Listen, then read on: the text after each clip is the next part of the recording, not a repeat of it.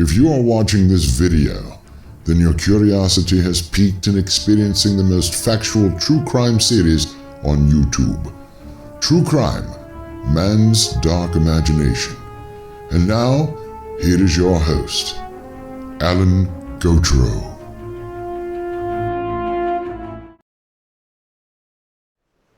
Hello everyone, this is Alan Gautreaux, your host of True Crime, Man's Dark Imagination. If you like what you see, hit the like button, subscribe, and hit the bell so that you'll be notified of any future episodes. This episode comes from a subscriber suggestion. We had done an episode earlier called Axeman in the Heartland, where we talked about a series of axe murders that took place in the Midwestern United States. Someone suggested that we concentrate solely on Villisca, the murders that took place of the Moore family on June 10th, 1912. So we decided that we'd take a little bit more of a deep dive. And here it is.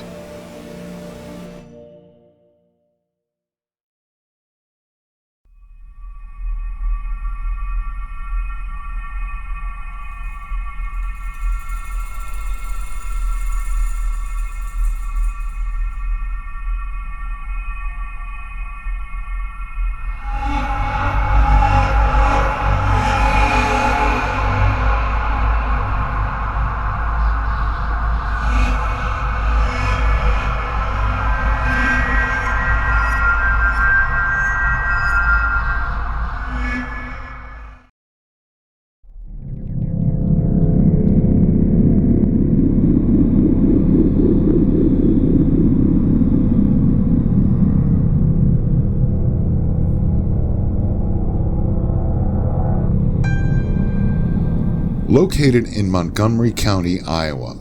Back in the late 1890s and early 1900s, Villisca was a thriving town with a close-knit community.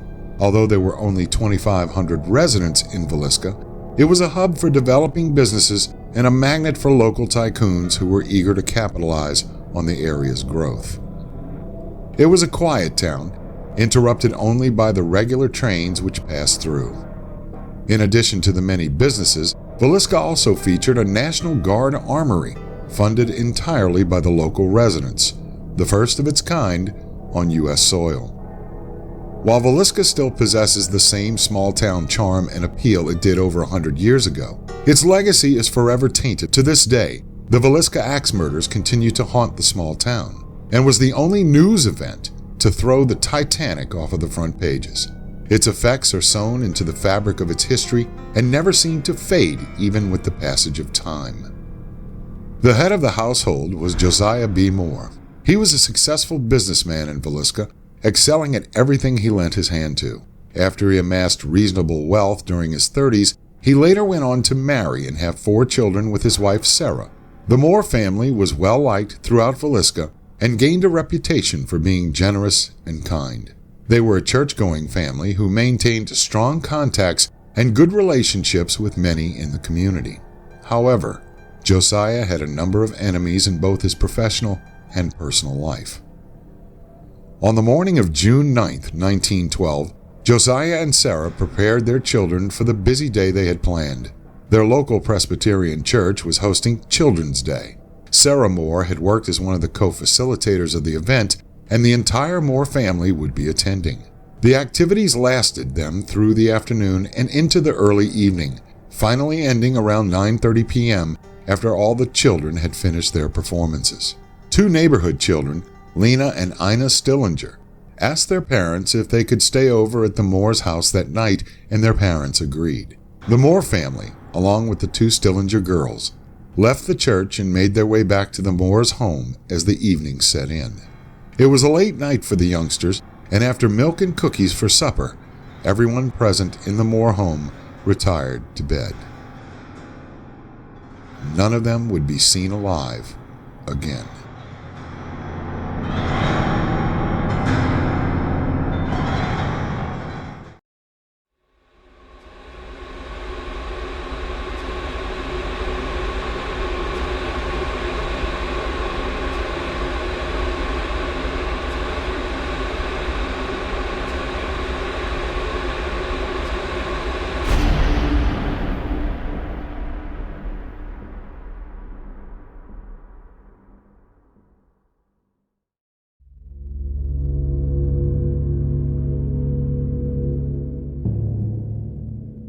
At approximately 5 a.m. on the morning of June 10, 1912, a local neighbor, Mary Peckham, began hanging laundry on her clothesline.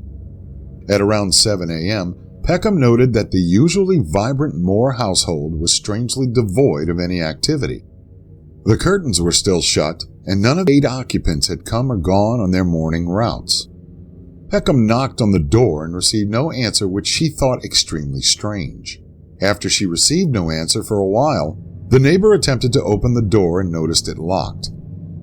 Peckham called Josiah's brother Ross, who came to check on the household. Ross Moore arrived around 8 a.m. with a set of skeleton keys. Until he found the one that worked, he proceeded to open the door and then walked into the first-floor bedroom where Ina and Lena Stillinger stayed that night. When Ross Moore entered the room, he noticed the girls had been covered with 2 blood-stained sheets. Immediately, he ran out of the house, where Peckham had recently summoned Hank Horton, the town constable, and Reverend Ewing, the family minister. When Ross exited the house and ran into Peckham and the 2 town officials, he stated something horrible had happened in the house. Marshal Henry Horton arrived on the scene 30 minutes later and thoroughly searched the Moore house. He found a dead body in every bed, along with a blood-covered axe still lying in the room where the Stillinger sisters lay dead. The entire Moore family and their 2 friends had been brutally slain.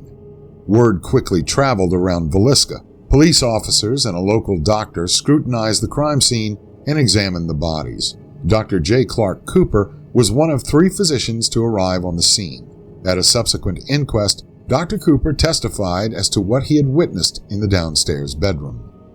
All we could see was an arm of someone sticking from under the edge of the cover with the blood on the pillows, and I went over and lifted the covers and saw that I supposed was a body, some entire stranger and a mere child at the back of the bed. I did not recognize them at all, neither did any of the people, the others then that were with me, and we merely saw that they were dead, and that there were only 2 in the bed, and then we stepped into the parlor. Constable Horton went upstairs and then discovered the bodies of 6 more victims who had been struck roughly 20 to 30 times each with the blunt end of an axe. All of the mirrors and windows had been covered, and the oil lamps placed at the edge of the beds with the chimneys under the dressers. Making his way downstairs, Horton noticed that food had been left on the table. Raw bacon was placed in the parlor bedroom, and a pan of bloody water was found, indicating that he had washed up at some point. The axe, assumed to be the murder weapon, was found in the downstairs bedroom. Dr. F.S. Williams, one of the first medical officers on the scene, determined that the attacks took place sometime between midnight and 5 a.m. of June 10th. An axe struck each of the victims between 20 and 30 times. This left them mangled and bloody.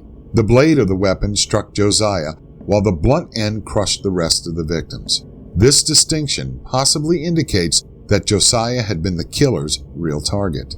7 of the 8 victims died while they slept. However, 12-year-old Lena Stillinger may have still been awake when the killer struck. Her body displayed a defensive wound on her arm, and she was lying lengthwise across her bed.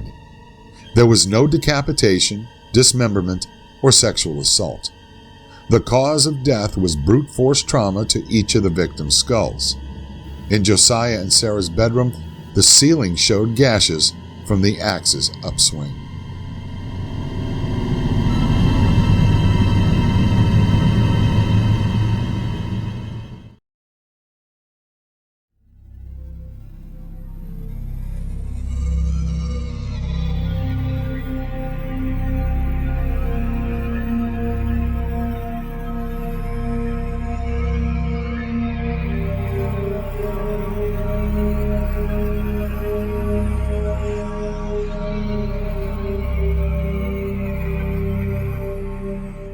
Once news of the murders reached the town, the crowds began to gather and trampled into the crime scene with morbid curiosity. In addition to the sheer brutality on display, there were bizarre discoveries at the crime scene. 2 cigarette butts were discovered in the attic, suggesting that the perpetrator had waited there while everyone in the house went to sleep. He then made his way through the home using an oil lamp, first targeting Josiah and Sarah, and then moving on to the children.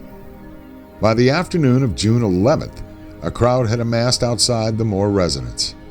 Dr. F.S. Williams told the audience, "Don't go in there. You'll regret it until the last day of your life." Despite the doctor's warning, the curious residents of Villisca descended upon the Moore house and ventured inside. The crime scene became instantly contaminated.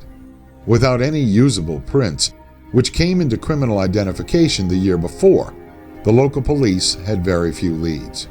They searched Villisca and the surrounding areas and interviewed some townsfolk. But the killer had at least a 3-hour head start on him, and police believed that he would already have fled the town.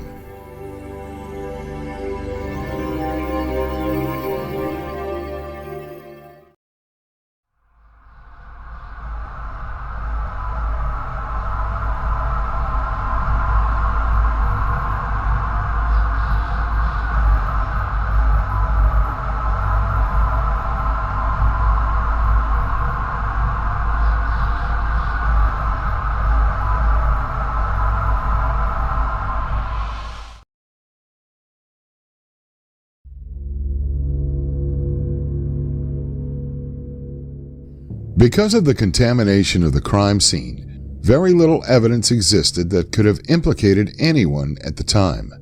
Numerous suspects cropped up over the years, but solid evidence that a solitary assailant committed the murders have been in question since there could be no established alibi other than a baseless psychopathy. The list of the suspects were many, but still they left a mystery in the minds of those who shuddered at the thought of a whole family being murdered with such brutal efficiency.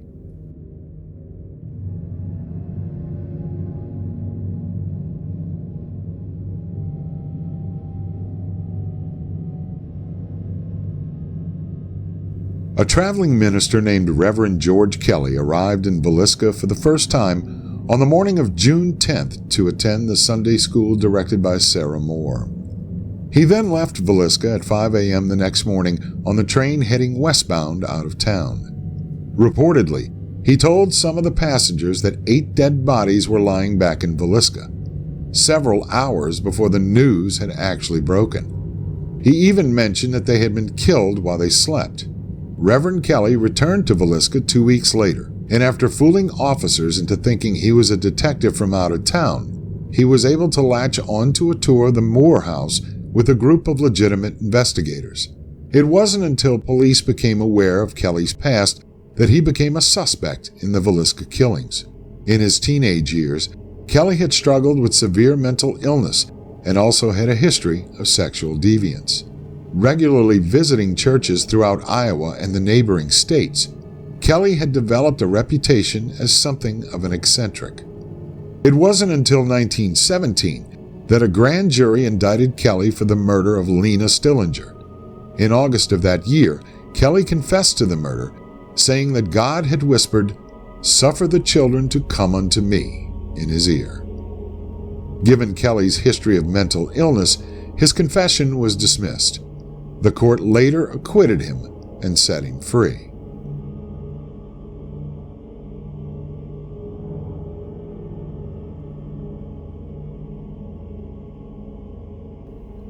There was another man by the name of Henry Lee Moore. Though he had no relation to the Moore family, Henry was an alleged serial killer who, only months after the Villisca killings, murdered his mother and grandmother with an axe in a crime that bore striking similarities to the Moore slayings. His motive, he said, was to obtain the deed to their Missouri family home. Around the time Henry became a suspect, other similar axe murders were popping up around the country. An officer assigned to the Villisca case became convinced that Henry Moore was responsible for the Villisca killings and a string of similar attacks in Colorado, Kansas, and Illinois. But little evidence tied Henry to the Villisca killings, so it was dismissed.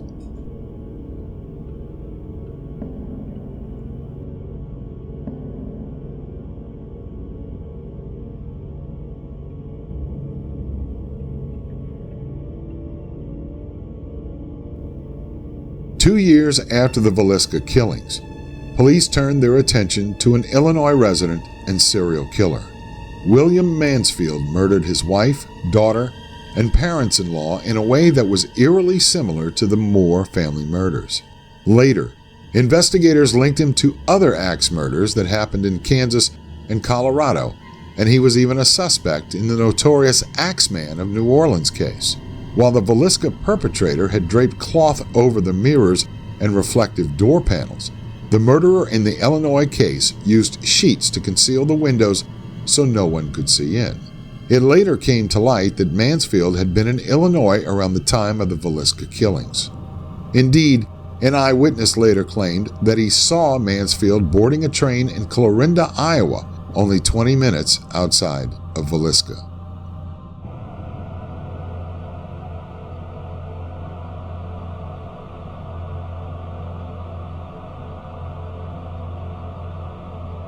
Frank Jones held political power throughout the town of Villisca, and for several years before the murders, Josiah Moore had been an employee of Jones, but Moore left to start up his own business. In doing so, Moore took a big chunk of Jones's business with him. Moore and Jones despised each other, according to Villisca residents. However, it was considered a stretch that Jones could progress to murdering his business rival. There were also rumors around Villisca that Moore had engaged in extramarital activities with Jones's daughter-in-law.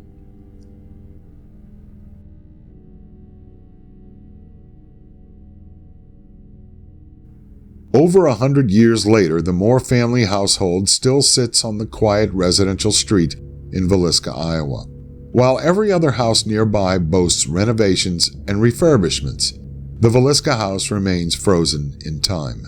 There's no electricity. The curtains are permanently drawn. Outside, there's a sign marking the Villisca Axe Murder House, June 10th, 1912.